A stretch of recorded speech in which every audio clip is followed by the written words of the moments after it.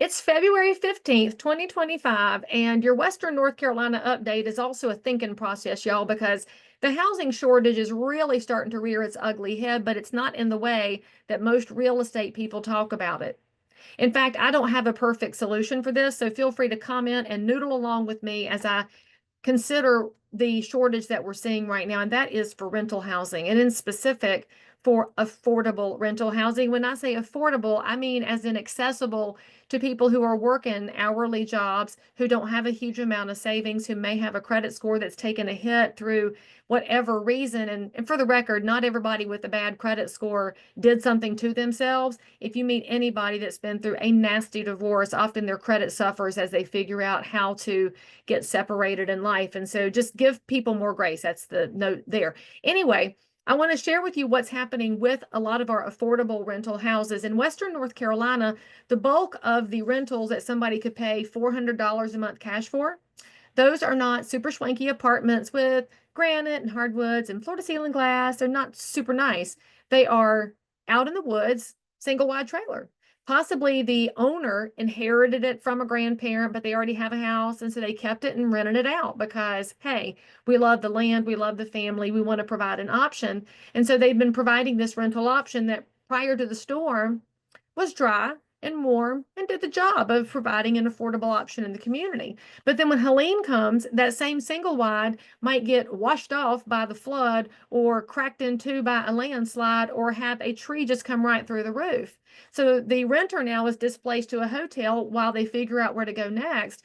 But the person who owns a trailer, not qualified for any help from FEMA, even though they're part of the disaster zone too, not qualified for an SBA, low interest loan, the Small Business Administration. So they don't qualify for the immediate federal help. What are they supposed to do? Just come up with the cash to fix it? Well, not everybody is sitting on a bucket of cash, although I know we all wish they were. So the house then just sits as the investor figures out what to do with it.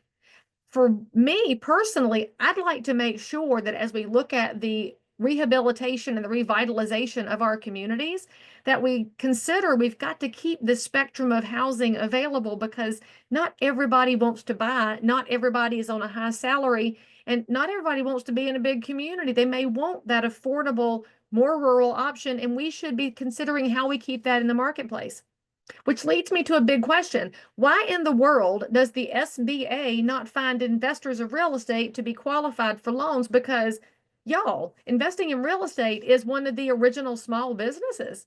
You are running a small business when you are a landlord. Now, you may own a huge portfolio of properties or just one here and there, but that is still a business that you have become a housing provider. In fact, my friend Stacy out in Kansas City put it so well when she stopped referencing people as landlords and she calls them housing providers because that's what a landlord is. And for those of you that say, well, that property or that trailer should go away and be replaced with a nice single family home. Okay, I hear you on that. However, that's only serving one end of the market. And I believe that for us to look at housing, we've got to look at the spectrum. And as Western North Carolina figures out how to rebuild, we've got to figure out how to support investors along with homeowners so that renters have a place to go. I don't like this current situation where our renters are being told to look an hour, hour and a half, 2 hours away to find something because that rips them away from their community, their jobs, their schools, and where they want to call home. Maybe they don't want to go 2 hours away.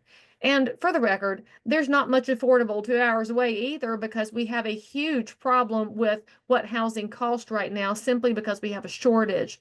So I want you to know that as we look at the rebuilding process, I am so grateful for everything that our interim FEMA director is doing to correct the processes. I am grateful to the president for putting a spotlight here, but we've got to see more from North Carolina, and we need North Carolina to support our investors. And frankly, the Congress needs to take a look at the SBA and figure out how we can make real estate a business in the eyes of the Small Business Administration. In fact, I'm going to go ahead and call on you, National Association of Realtors and North Carolina Realtors, as you do your lobbying work. Maybe use some of our lobbying prowess to shine a spotlight on how we protect our investors, because that is how we protect our renters over time. It's a lot to think about. Love to know what y'all think in the comments, and I'll be back with more.